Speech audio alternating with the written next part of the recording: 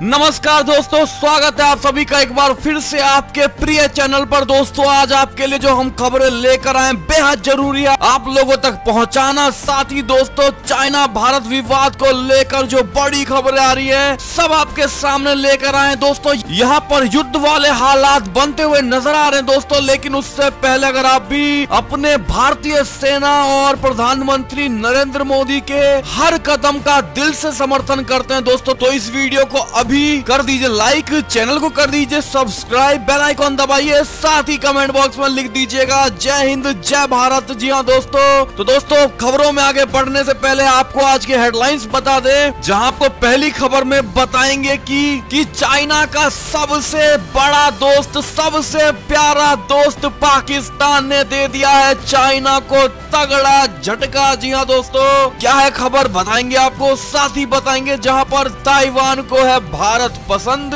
चीन को फिर एक बार दी है ताइवान ने धमकी। जी हाँ दोस्तों, साथ ही बताएंगे आपको अमेरिका ने पाकिस्तान को लेकर बड़ा बयान दिया है। जी हाँ दोस्तों, क्या कहा है पाकिस्तान को लेकर सब बताएंगे आपको दोस्तों। साथ ही आर्मीनिया और अजरबैजान के युद्ध को लेकर रूस बीच में आता हुआ नजर आ रहा है दोस्तों, और किस प्रकार की मांग की है रूस ने ये भी बताएंगे आपको। साथ ही चीन से टक्कर लेने के लिए अमेरिका ने भारत के पास भेजे हैं 2 परमाणु मिसाइल। जी हाँ दोस्तों, बड़ी खबर बताएंगे आपको वो कौन से 2 मिसाइल है दोस्तों और उनमें क्या क्या है खासियत। जी हाँ दोस्तों, साथ ही आपको बताएंगे जहां पर मोदी जी ने सिखाया चाइना को सबक, 5 महीने में चाइना की हेकड़ी निकाल दिया भारत ने, बताएंगे किस संदर्भ में बात हो रही है दोस्तों। साथ ही अगर आप भी 6000 रुपए सरकार की तरफ से पाना चाहते हैं दोस्तों, तो आपको कुछ नहीं करना होगा, बस ये करने होंगे 2 काम, बताएंगे आपको दोस्तों क्या करना होगा। साथ ही अगर आपको भी लगता है दोस्तों कि आप लोग जो अब अपने मोबाइल पर रिचार्ज करवाते हैं दोस्तों वो ज्यादा महंगा हो गया है, तो सस्ते प्लान लेकर हम आपके सामने आए हैं, वो भी सबसे बेस्ट प्लान। तो जानने के लिए बने रहिएगा वीडियो के अंत तक, और अंत में इस पूरे वीडियो को अपने भाई बंधुओं में व्हाट्सएप, फेसबुक पूरे भारत में शेयर करना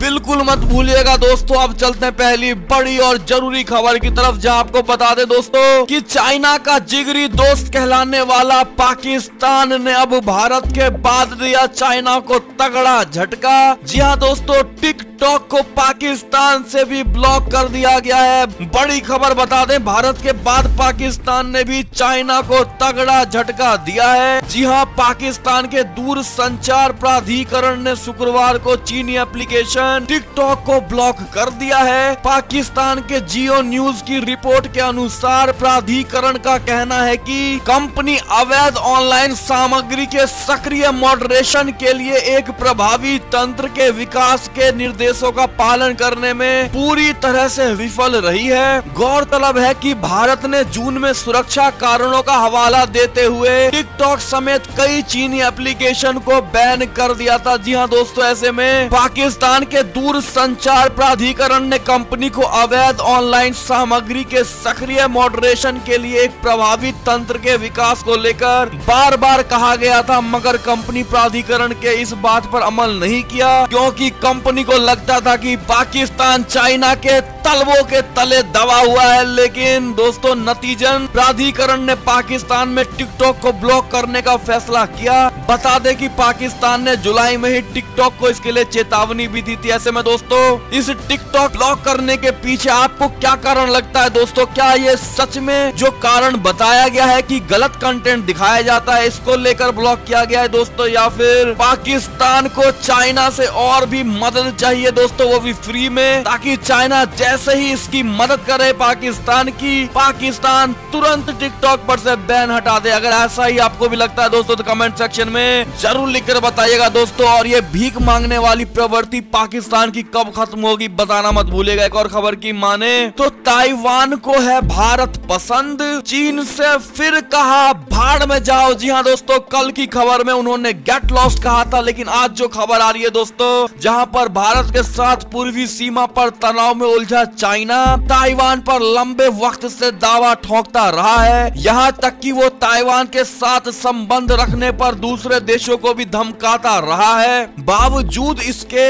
भारत ताइवान के साथ दोस्ताना संबंध रखता है, इसे लेकर बौखलाए चाइना को ताइवान ने एक बार फिर दो टूक सुना दी है। दरअसल 10 अक्टूबर यानी शनिवार को ताइवान का नेशनल डे है, जिसके जश्न में शामिल होने के लिए भारतीयों को शुक्रिया कहते हुए ताइवान के विदेश मंत्रालय ने एक बार फिर चाइना को इशारा करके कहा है कि तुम भाड़ में जाओ चाइना। ऐसा दोस्तों उसकी तरफ से बयान आया है। और हाल ही में परसों उन्होंने चाइना को गेट लॉस्ट कहा था भारतीय मीडिया को लेकर। दोस्तों ऐसे में आपकी क्या राय और ताइवान के इन चाइना के खिलाफ रवैये का आप कितना समर्थन करते हैं दोस्तों जरूर बताइएगा। और अगर आप भी मानते हैं कि अन्य देशों को भी मिलकर ताइवान की रक्षा करनी चाहिए और ताइवान को और मजबूती देना चाहिए तो कमेंट सेक्शन में जरूर लिखकर बताइएगा दोस्तों कि सभी देशों को एकजुट होना चाहिए ताइवान के लिए। एक और खबर की माने दोस्तों तो अमेरिका का बयान, पाकिस्तानी प्रधानमंत्री चीन के गलत कामों को नजरअंदाज कर रहे हैं। जी हाँ दोस्तों, चीन को हर मौसम में उपयुक्त सहयोगी के रूप में रखने की उम्मीद में पाकिस्तान ने बीजिंग को कोरोना महामारी के बीच समर्थन देना जारी रखा है और यहाँ तक कि शिनजियांग क्षेत्र में मुसलमानों के खिलाफ चल रहे मानवाधिकारों के उल्लंघन के मामले में दूसरा रास्ता चुना है। द नेशनल इंटरेस्ट में प्रकाशित विलियम श्राइवर के चीन के पास पाकिस्तान के भविष्य को खतरे में डालने की शक्ति क्यों है शीर्षक के लेख के अनुसार प्रधानमंत्री इमरान खान ने पाकिस्तान में बेल्ट एंड रोड इनिशिएटिव के जरिए अरबों डॉलर का निवेश किए जाने के बाद से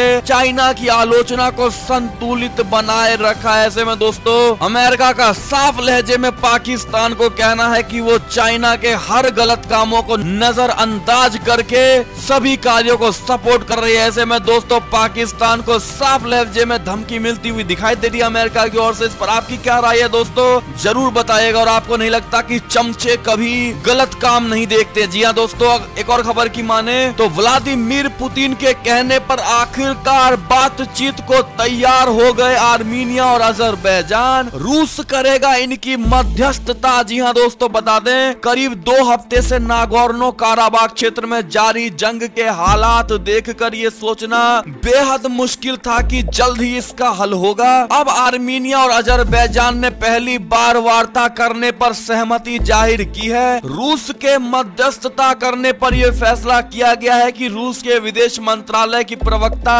मारिया जखारोवा ने बताया है कि बाकू और येरेवन ने बातचीत में हिस्सा लेने की पुष्टि की है। उन्होंने बताया है कि वार्ता की तैयारी शुरू हो चुकी है। जी हाँ दोस्तों, क्रेमलिन का कहना है कि गुरुवार देर रात आर्मीनिया के प्रधानमंत्री निकोल पशिनियान और अजरबैजान के राष्ट्रपति इल्हम अलीयेव के साथ कई फोन कॉल पर रूस के राष्ट्रपति व्लादिमीर पुतिन ने काराबाख में संघर्ष खत्म करने की अपील की ताकि मृतकों के शव वापस किया जा सके और कैदियों को भी एक्सचेंज किया जा सके। ऐसे में दोस्तों ये बड़ी खबर आती हुई सबसे बड़ी एक्सक्लूसिव खबर दोस्तों हमारे चैनल पर आपको अजरबैजान और आर्मीनिया को लेकर आती दिखाई दे रही है, जहां हमने आपको सारी बातें बताई। दोस्तों एक और खबर की माने तो पाकिस्तान के कब्जे वाले कश्मीर में जमात उद दावा के 3 सदस्य गिरफ्तार कर लिए गए हैं। जी हाँ दोस्तों, गैर कानूनी संगठन जमात उद दावा के 2 संदिग्ध सदस्यों को आतंक के वित्त पोषण के आरोप में पाकिस्तान के अवैध कब्जे वाले कश्मीर में बृहस्पतिवार को गिरफ्तार कर लिया गया। आतंकवाद रोधी विमान ने एक वक्तव्य में कहा है कि उसकी पंजाब इकाई ने मुजफ्फरगढ़ में खुफिया सूचना पर आधारित एक अभियान चलाया। वक्तव्य में कहा गया है कि हाफिज सईद द्वारा स्थापित संगठन के 2 सदस्यों को आतंक के वित्त पोषण के आरोप में गिरफ्तार किया गया है। ऐसे में दोस्तों ये बड़ी खबर आती हुई दिखाई दे रही थी। एक और खबर की माने तो चीन से टक्कर के बीच अमेरिका ने भारत के पास भेजे परमाणु मिसाइलों से लैस 2 सबसे घातक हथियार। जी हाँ दोस्तों, हिंद प्रशांत क्षेत्र में चीन के बढ़ते दुस्साहस पर लगाम लगाने के लिए अमेरिका ने कमर कस ली है। अमेरिका ने चीन नौसेना की बढ़ती चुनौती से निपटने के लिए हिंद महासागर में अपने 2 सबसे घातक हथियार भेजे हैं। ये अमेरिकी हथियार इतने विनाशक हैं कि किसी भी देश को पलक झपकते ही तबाह कर सकते हैं। इन अमेरिकी हथियारों का नाम है ओहियो क्लास की क्रूज मिसाइल और एयरक्राफ्ट कैरियर यूएसएस। जी हाँ दोस्तों, ये दोनों ही इन दिनों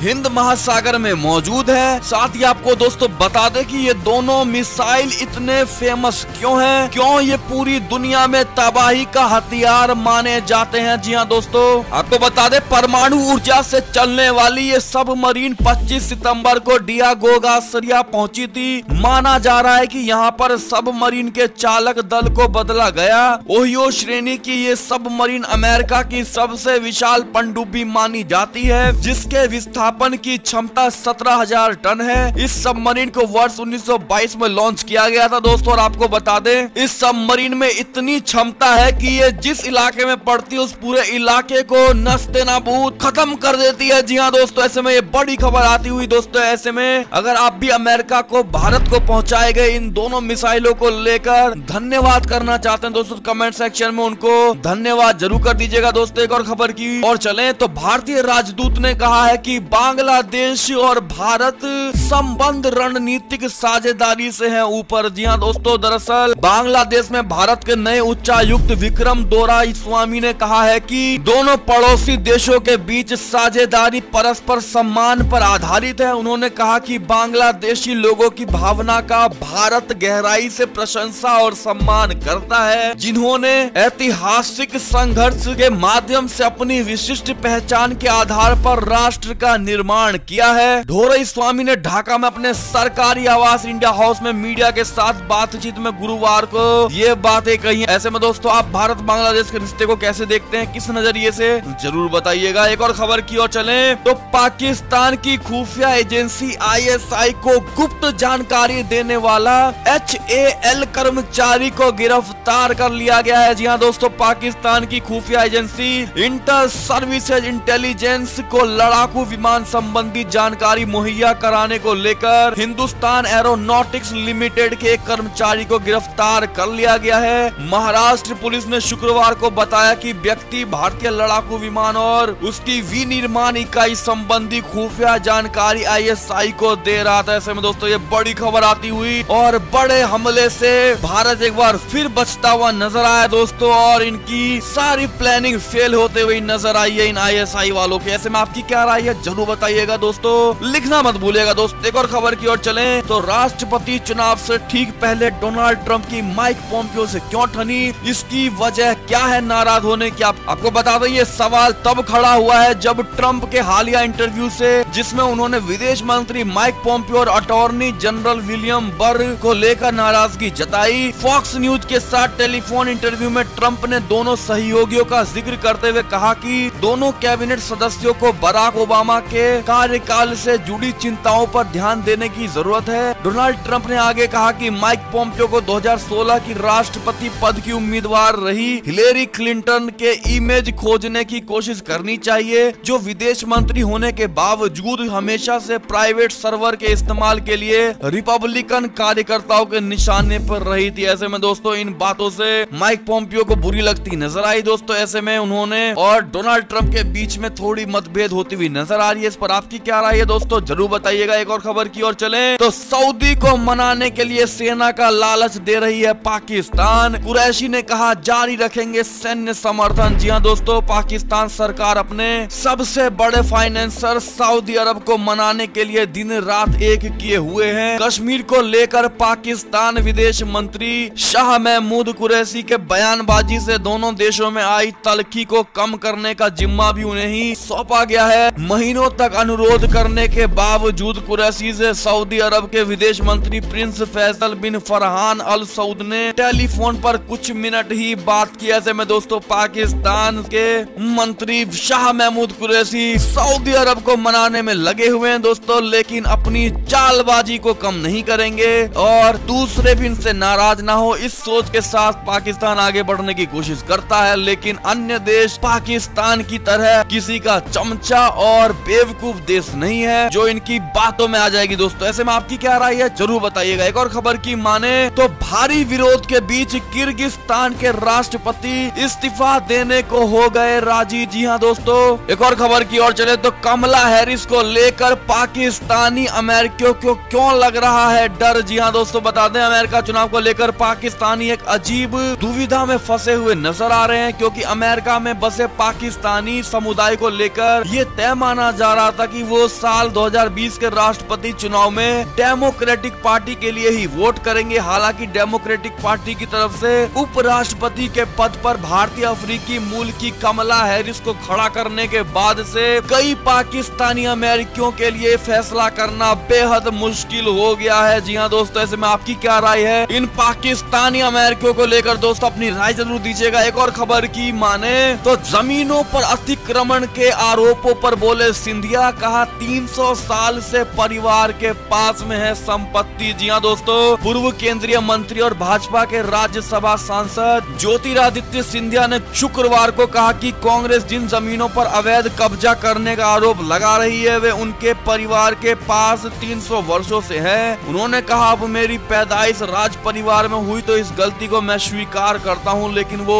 लोग इसका जवाब दें जो नए महाराजा बन गए हैं। मैं कांग्रेस की नहीं बल्कि जनता के विकास और भविष्य की चिंता करता हूं और यही एकमात्र लक्ष्य लेकर राजनीति में हूं। जी हाँ दोस्तों, ऐसे में आप सिंधिया के बात का कितना प्रतिशत समर्थन करते हैं दोस्तों जरूर बताइएगा। एक और खबर की माने तो उत्तर प्रदेश से खबर दोस्तों, जहां पर यूपी में दुर्गा प्रतिमा स्थापना और रामलीला के लिए लेनी होगी अनुमति। आपको बता दें पूरी गाइडलाइंस क्या है दोस्तों। दरअसल इन दिशा निर्देशों में कहा गया है कि सामूहिक गतिविधियां कतिपय प्रतिबंधों के अधीन होंगी। किसी भी बंद स्थान, हॉल या कमरे की निर्धारित क्षमता का 50%, लेकिन अधिकतम 200 व्यक्तियों तक को face mask, social distancing, thermal screening, sanitizer और हैंड वॉश की उपलब्धता की अनिवार्यता के साथ ही अनुमति दी जाएगी। जी हाँ दोस्तों, ऐसे में किसी भी कार्यक्रम जैसे जयंती मेला, प्रतिमा स्थापना एवं विसर्जन, रामलीला, जागरण, प्रदर्शनी, रैली व जुलूस आदि के लिए नोएडा व लखनऊ में पुलिस कमिश्नर तथा अन्य जिलों में डीएम से पूर्व अनुमति लेना अनिवार्य होगा। ऐसे में दोस्तों ये बड़ा गाइडलाइन यूपी सरकार की ओर से लागू किया गया है। दोस्तों ऐसे में आपकी क्या राय है जरूर बताइएगा। एक और खबर की माने तो मोदी सरकार ने सिखाया चाइना को सबक, 5 महीने में ही आधा हो गया चाइना से व्यापार घाटा। जी हाँ दोस्तों, ऐसे में आत्मनिर्भर भारत प्रधानमंत्री के मुहिम को लेकर चाइना को सबसे बड़ा सबक मिला है दोस्तों, जहां पर भारत आत्मनिर्भर होता हुआ नजर आ रहा है और 5 महीने के अंदर ही चाइना को आधे से ज्यादा व्यापार घटा दिया गया। ऐसे में दोस्तों ये बड़ी खबर, बड़ी ही अच्छी खबर आती हुई नजर आ रही है। इस पर आपकी क्या राय है दोस्तों जरूर बताइएगा। एक और खबर की माने तो यूं ही नहीं सोशल इंजीनियरिंग के मास्टर है नीतीश कुमार, टिकट बंटवारे में दिखी उनकी छाप। जी दोस्तों, बिहार विधानसभा चुनाव के लिए जेडीयू के उम्मीदवारों की सूची में नीतीश कुमार की सोशल इंजीनियरिंग को मजबूत बनाने के प्रयास की स्पष्ट छाप सामने आई है, जिसमें एक तरफ अति पिछड़ा वर्ग में पैंट को गहरा बनाने और दूसरी तरफ विरोधी राष्ट्रीय जनता दल के मुस्लिम यादव समीकरण में सेंध लगाने की कोशिश की है। जी हाँ दोस्तों, एनडीए में सीटों के बंटवारे के तहत 243 सदस्यीय विधानसभा के लिए जेडीयू को 122 सीटें मिली थी। जेडीयू ने अपने खाते में से सहयोगी जीतन राम मांझी की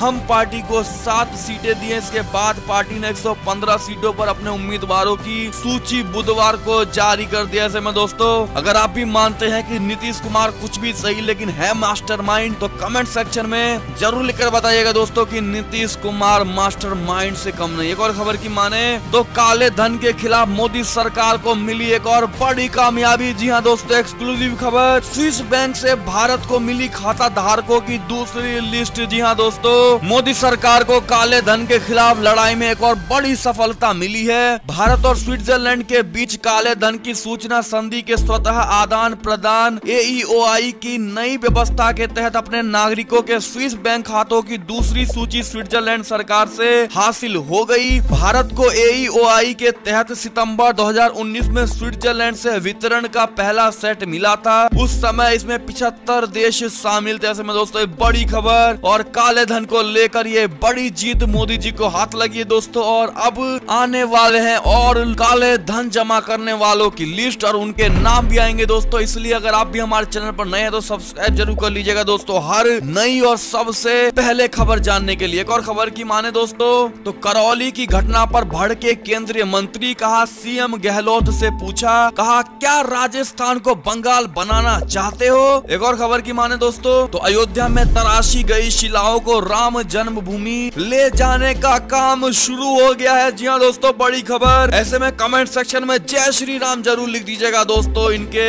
भवन निर्माण पर। एक और खबर की माने तो मध्य प्रदेश उपचुनाव को लेकर दूसरी बड़ी खबर, जहां पर सपा को नहीं मिल रहा उम्मीदवार, विज्ञापन देकर ढूंढ रहे हैं नेता। जी हाँ दोस्तों, एक और खबर की ओर चलें तो प्रधानमंत्री नरेंद्र मोदी 11 अक्टूबर को स्वामित्व योजना के तहत संपत्ति कार्ड का भौतिकीकरण वितरण शुरू करेंगे। क्या है ये बता दें। प्रधानमंत्री नरेंद्र मोदी स्वामित्व योजना के तहत रविवार को वीडियो कॉन्फ्रेंसिंग के जरिए संपत्ति कार्ड का वितरण शुरू करेंगे। प्रधानमंत्री कार्यालय ने इस ग्रामीण इलाके में बदलाव का ऐतिहासिक कदम बताया है। इससे ग्रामीणों के लिए लोन और अन्य आर्थिक गतिविधियों की खातिर अपनी संपत्ति का इस्तेमाल करने का मार्ग प्रशस्त होगा। जी हाँ दोस्तों, एक और खबर की माने तो प्रधानमंत्री नरेंद्र मोदी का मजाक बनाने पर राहुल गांधी हुए ट्रोल, भाजपा नेताओं ने किया पलटवार। जी हाँ दोस्तों, आपको बता दें प्रधानमंत्री नरेंद्र मोदी का मजाक उड़ाना कांग्रेस नेता राहुल गांधी को भारी पड़ गया है। उन्होंने हवा की नमी से साफ पीने का पानी बनाने के जिस आइडिया को लेकर प्रधानमंत्री का मजाक उड़ाया था, उससे पता चला है कि वो आइडिया साफ पानी बनाने के लिए लंबे समय से प्रयोग में लाया जा रहा है। विदेश की बात तो दूर, देश में ही हैदराबाद की कंपनी मैत्री एक्वाटेक सफलता पूर्वक हवा की नमी से साफ पेयजल बनाकर बेच रही है। ये सच्चाई सामने आने के बाद अब सोशल मीडिया पर राहुल गांधी को लेकर ट्वीट किए जा रहे हैं और उनको ट्रोल किया जा रहा है। दोस्तों, केंद्रीय मंत्री पीयूष गोयल ने भी कहा कि राहुल गांधी सच्चाई जाने बिना बात करते हैं, हवा में बात करते हैं। उन्होंने पीएम की उस बात का मजाक उड़ाया है जिसका स्वागत एक बहुराष्ट्रीय कंपनी का सीईओ कर रहा है। ऐसे में दोस्तों ये बड़ी खबर आती हुई दिखाई दे रही है। ऐसे में अगर आप भी मानते हैं कि राहुल गांधी पहले भी पप्पू थे, अभी भी हैं और आगे भी रहेंगे, तो कमेंट सेक्शन में जरूर लिखकर अपनी राय दीजिएगा। दोस्तों देखते हैं क्या कहते हैं आप लोग राहुल गांधी को लेकर, जो बिना सोचे समझे, बिना किसी तथ्य के सरकार के हर कमेंट का तुरंत जवाब देते हैं। दोस्तों जरूर बताइएगा, वो भी बेतुका जवाब। एक और खबर की माने तो सरकार से मिलेंगे इस स्कीम में 6000 रुपए, बस ये कागज दिखाने होंगे आपको। ये जी हाँ दोस्तों, प्रधानमंत्री किसान सम्मान निधि योजना के लिए अब आधार नंबर जरूरी कर दिया गया है।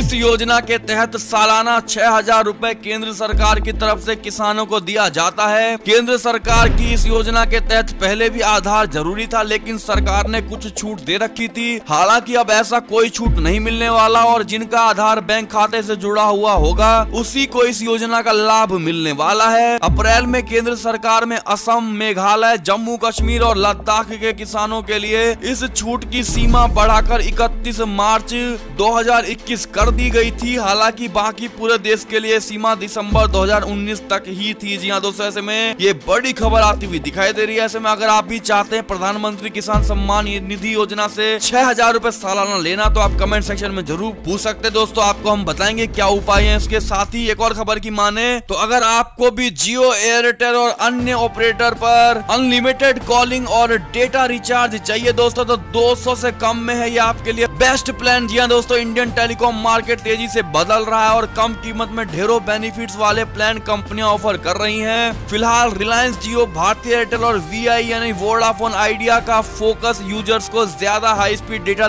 देने पर है। इसके अलावा अनलिमिटेड कॉलिंग की सभी प्लान्स में मिलती है। हालांकि अगर आपका बजट कम है तो आप ज्यादा कॉलिंग करते हैं तो 200 रुपए से कम में तीनों कंपनियां अच्छे प्लान्स ऑफर कर रही हैं। आप नीचे दिए गए इन प्लान्स को यानी स्क्रीन पर जो दिखा रहे हैं आपको, आप देख सकते हैं दोस्तों कि एयरटेल, वोडा और आइडिया, जियो के लिए क्या क्या प्लान है दोस्तों आप स्क्रीन पर देख पा रहे होंगे। अगर आपको ये सही प्लान लगते तो आप रिचार्ज जरूर करवा लीजिएगा। साथ ही अंतिम खबर की माने तो लालू की जमानत पर बोले सुशील मोदी, कहा आरजेडी तो ऐसे जश्न मना रही है जैसे बाइज्जत बरी हो गए हो लालू यादव। जी हाँ दोस्तों, ऐसे में ये अंतिम बड़ी खबर आती हुई दिखाई दे रही थी जो हमने आपको बताया। ऐसे में आपको हमारी सारी बड़ी खबरें कैसी लगी दोस्तों? अगर जरा भी अच्छी लगी है तो इन सभी खबरों के लिए आप इस वीडियो को पूरे भारत में भाई बंधुओं में व्हाट्सएप, फेसबुक के थ्रू शेयर जरूर कर दीजिएगा दोस्तों। और अभी कर दीजिए इस वीडियो को लाइक, चैनल को कर दीजिए सब्सक्राइब, बेल आइकन